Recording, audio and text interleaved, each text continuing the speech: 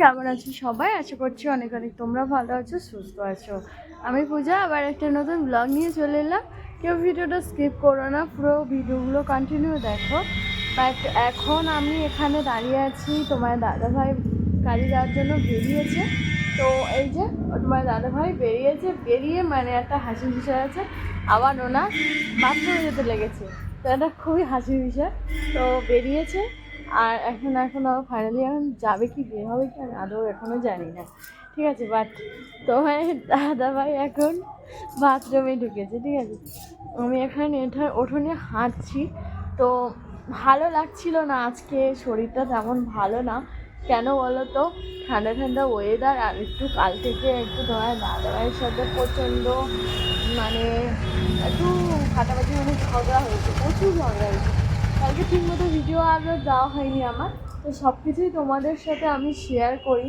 তো ভাবলাম এটাও কেন না শেয়ার করবো না, কেন অলরেডি শেয়ারটা করেই ফেললাম। যাই হোক, এখন বসে আছি মন্দিরে, এই যে বারান্দাতে বসে রয়েছি।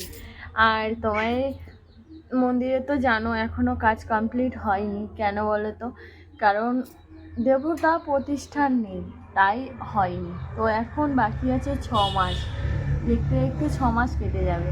তো জানি না কখন এই মন্দিরে আমরা দেবতা আমাদের মনের মতো করে সাজাবো।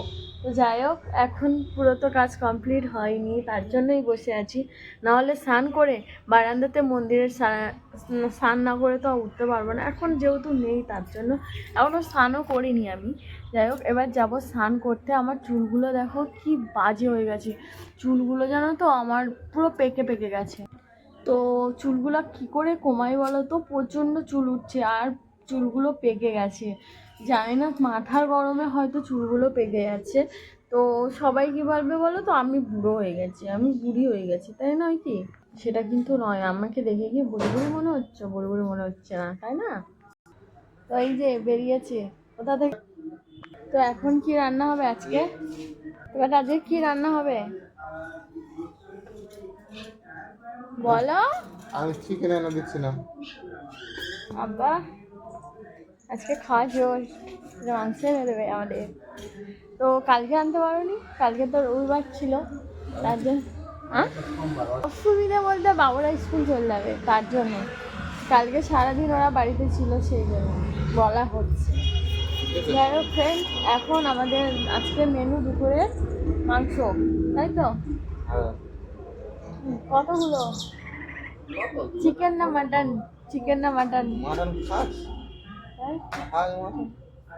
তুমি তো খাও। আমাদের একটা কি বলতো, মাটন কেউ খায় না, ওদের বাড়ির মধ্যে মাটন কেউ খায় না। আমার থেকে বাবুরা থেকে কেউ খায় না মাটন। জাস্ট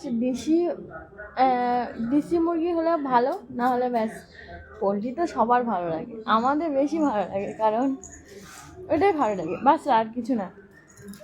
যাই হোক চলো, সকালে এখন স্নান করে নিই, তোমাদের সাথে অনেক অনেক বকবক করে নিলাম।